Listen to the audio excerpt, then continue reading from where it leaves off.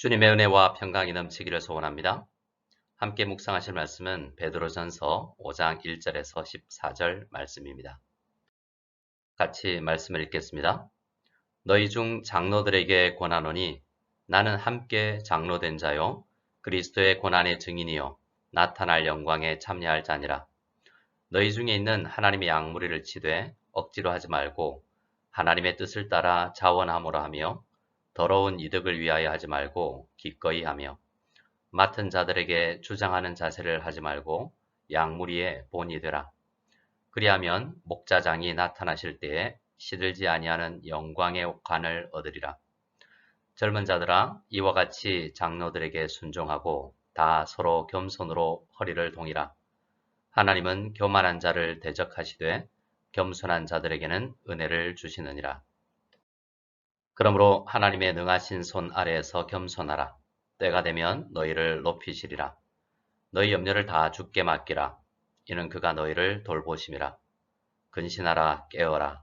너희 대적 마귀가 우는 사자같이 두루다니며 삼킬 자를 찾나니 너희는 믿음을 굳건하게 하여 그를 대적하라. 이는 세상에 있는 너희 형제들도 동일한 고난을 당하는 줄을 알미라. 모든 은혜의 하나님 곧 그리스도 안에서 너희를 부르사 자기의 영원한 영광에 들어가게 하시니가 잠깐 고난을 당한 너희를 친히 온전하게 하시며 굳건하게 하시며 강하게 하시며 털을 견고하게 하시리라. 권능이 세세에 무궁하도록 그에게 있을지어다. 아멘. 내가 신실한 형제로 아는 실로안으로 말미암아 너희에게 간단히 써서 권하고 이것이 하나님의 참된 은혜임을 증언하노니 너희는 이 은혜에 굳게 서라. 택하심을 함께 받은 바벨론에 있는 교회가 너희에게 문안하고 내 아들 마가도 그리하느니라. 너희는 사랑의 입맞춤으로 서로 문안하라. 그리스도 안에 있는 너희 모든 이에게 평강이 있을지어다. 아멘. 오늘 우리가 묵상할 5장 말씀은 베드로전서의 마지막 부분입니다. 거의 모든 묵상 나눔에서 말씀드린 것처럼 베드로전서는 고난 중에 있는 성도들에게 앞으로 교회에 불같은 시험이 또 있을 것을 알리면서 고난 중에서도 소망 가운데 굳게 서 있을 수 있는 비결을 알리는 서신입니다. 그래서 오늘 말씀을 묵상할 때에도 고난이라는 사실 위에 해석을 해야 할 것입니다. 오늘 말씀은 이 서신을 받는 교회 장로들에게 주시는 말씀입니다. 여기서 장로라는 직분은 오늘날 교회의 목사와 장로의 위치에 있는 교회의 리더십들입니다. 교회 안에 여러 성도들이 있지만 고난 중에 있는 교회는 장로로 대표되는 지도자 그룹의 성도들에게 아주 무거운 책임이 있다라는 사실을 베드로 사도는 잘 알고 있습니다. 장로들에게 베드로는 이렇게 이야기합니다. 나는 함께 장로된 자요. 베드로 사도는 초대교회의 가장 중요한 직분자 중에 한 사람이었습니다만 자신을 소개하면서 나도 당신들과 같은 장로의 한 사람이다 라고 이야기합니다. 사도는 지금 교회가 당면한 어려운 문제들을 돌파해 나갈 때 장로들이 얼마나 큰 중압감에 시달릴지를 잘 알고 위로하고자 하는 것입니다. 장로로서 베드로는 자신을 그리스도의 고난의 증인이요 나타날 영광에 참여할 자라고 또 소개합니다. 모든 성도도 그래야 하지만 교회의 리더십의 자리에 있는 사람들은 그리스도의 고난과 영광의 의미를 잘 알고 있어야 한다는 것입니다. 교회는 고난을 통하여 영광에 이르는 하나님의 백성들의 공동체이기 때문입니다. 교회의 리더십들은 교회가 비록 고난을 받을지라도 꼭 영광에 이르고야 만다라는 사실을 마음에 꼭 담아야 합니다. 목사와 장로가 늘 생각해야 할 것은 교회의 성도들입니다. 교회를 운영해 나가기 위해서는 예배를 준비하는 것 외에 먹는 것과 여러 행사들, 그리고 건물, 차량 운행 등 챙겨야 할 것이 하나둘이 아닙니다. 하지만 모든 것들을 생각할 때 그 중심에 성도들을 마음에 두어야 합니다. 오늘 2절 말씀에서 사도는 성도를 하나님의 양무리라고 부르죠.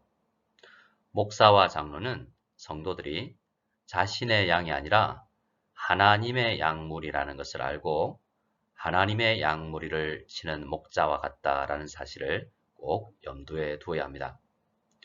교회를 운영할 때 또 꼭 마음에 두어야 하는 것이 있는데요. 그것은 하나님의 뜻입니다. 하나님의 양무리를 하나님의 뜻대로 인도하는 것이 교회 리더십의 책임인 것이죠.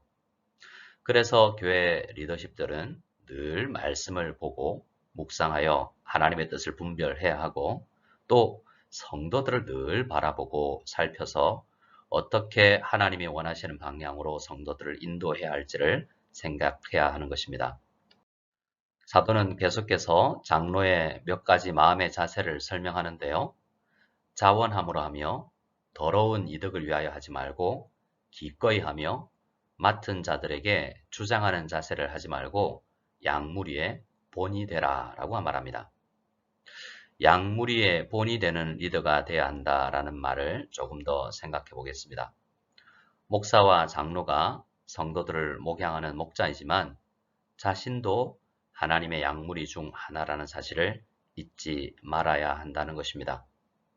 그래서 교회 리더들은 성도들을 목양하지만 자기 자신도 성도들과 똑같은 하나님의 양이다라는 사실을 생각해야 합니다. 그래서 좋은 교회는 성도들은 목사와 장로들을 하나님께서 세우신 권위자로 인정하여 순종하고 목사와 장로들은 그들과 동일한 하나님의 양이다라는 자세를 가지고 겸손하게 성도들을 대해야 하는 것입니다. 그래서 1절을 시작할 때 그냥 장로들에게 라고 말하지 않고 너희 중 장로들에게 라고 말을 시작한 것입니다. 4절에서는 성도들을 목양하는 장로들이 목자장이신 예수 그리스도께서 다시 오실 때까지 끝까지 충성할 것을 요청합니다. 예수님을 목자장이라고 표현을 하고 있는데요. 요한은 예수님을 선한 목자로 소개하고요. 히브리서는 예수님을 양들의 큰 목자라고 말합니다. 핵심은 양들의 목자는 예수님인데 우리에게 예수님의 양들을 맡기셨다라는 것입니다. 그리고 우리 맡은 자들은 그 직분을 귀하게 여겨서 앞서 2절, 3절에서 말한 마음으로 잘 섬겨야 하는 것입니다. 그러면 우리 주님께서 우리에게 상을 주십니다. 사도는 당시 운동선수가 면류관을 상으로 받는 것에 빗대어서 설명을 하는데요.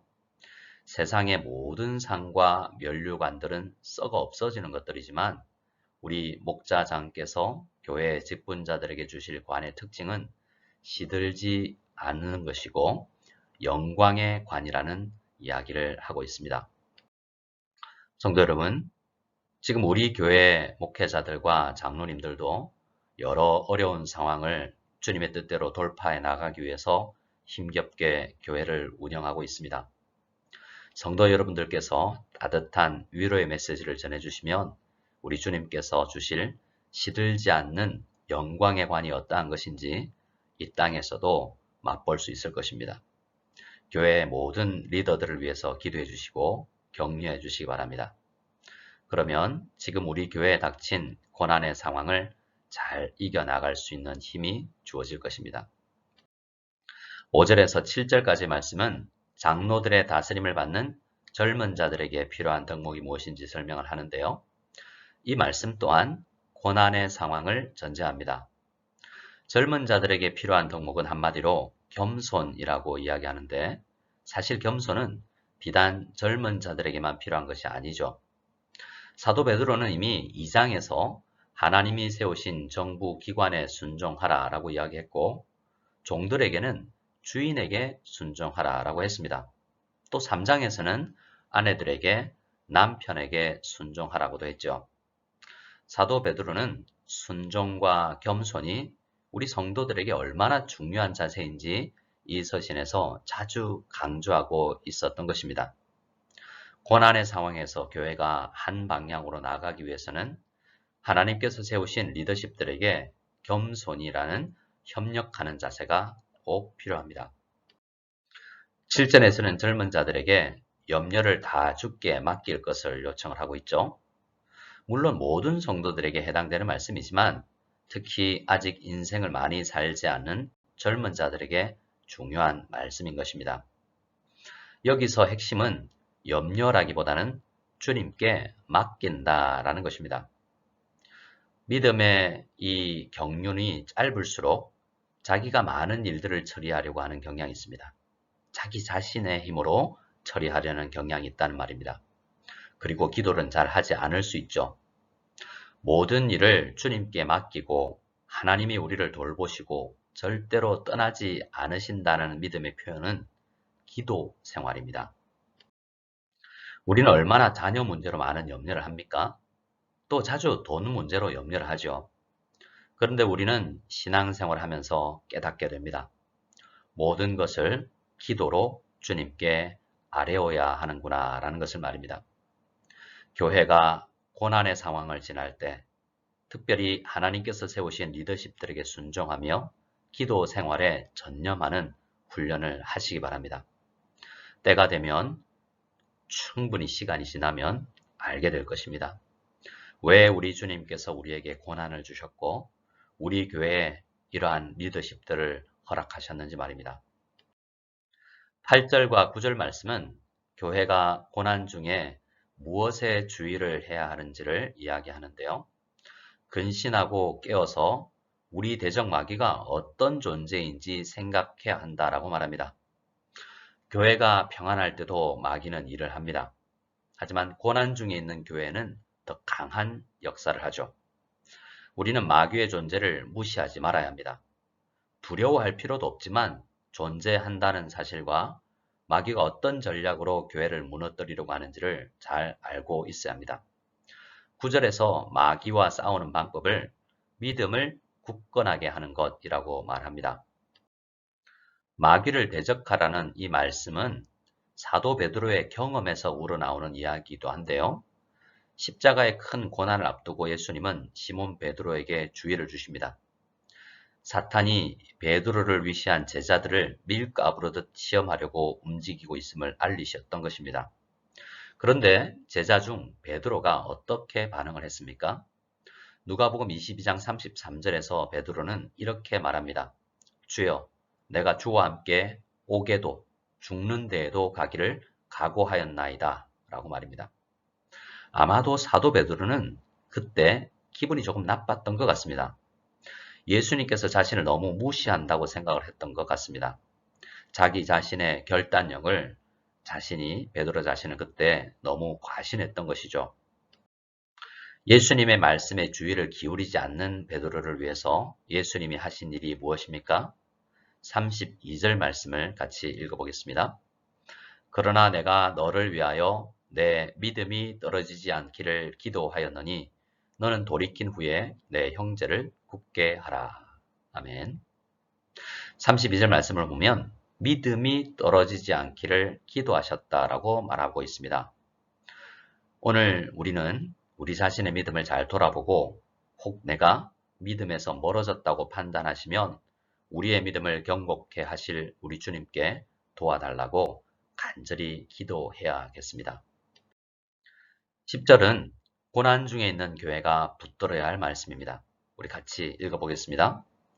모든 은혜의 하나님, 곧 그리스도 안에서 너희를 부르사 자기의 영원한 영광에 들어가게 하시니가 잠깐 고난을 당한 너희를 친히 온전하게 하시며 굳건하게 하시며 강하게 하시며 터를 견고하게 하시리라. 아멘.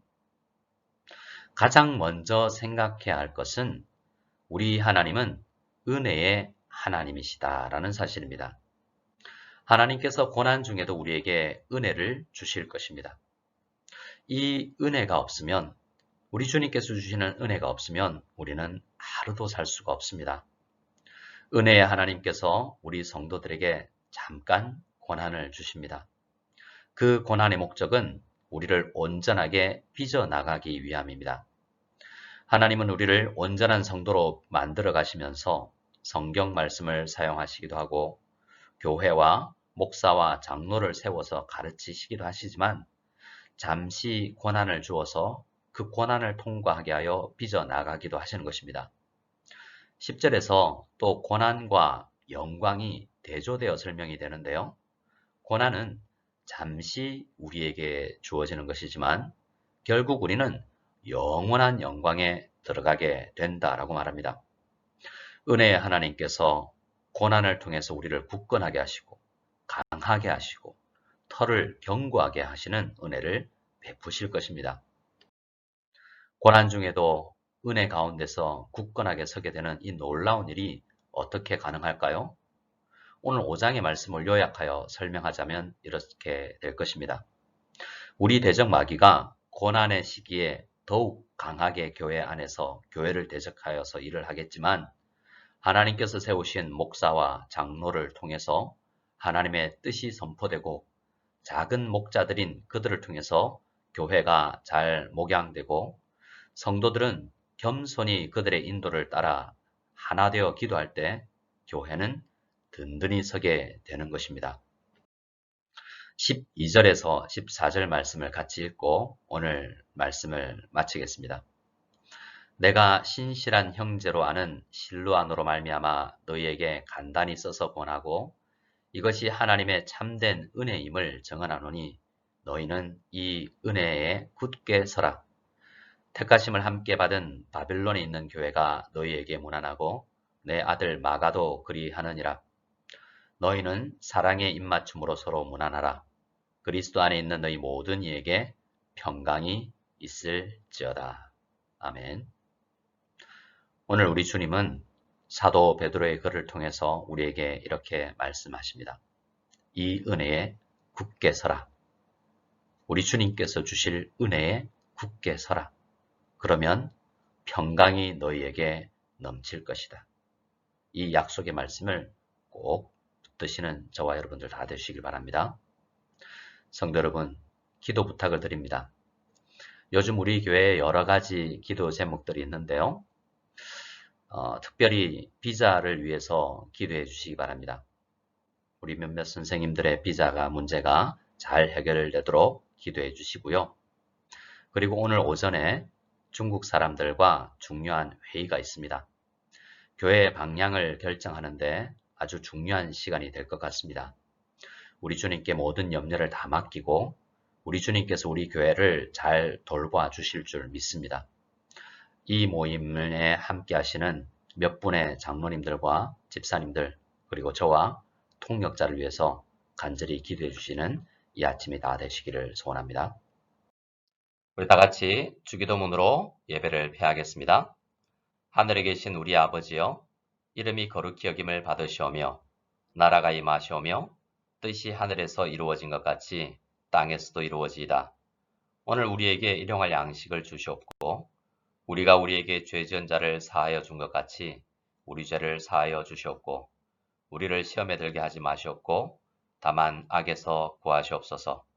나라와 권세와 영광이 아버지께 영원히 싸움나이다. 아멘.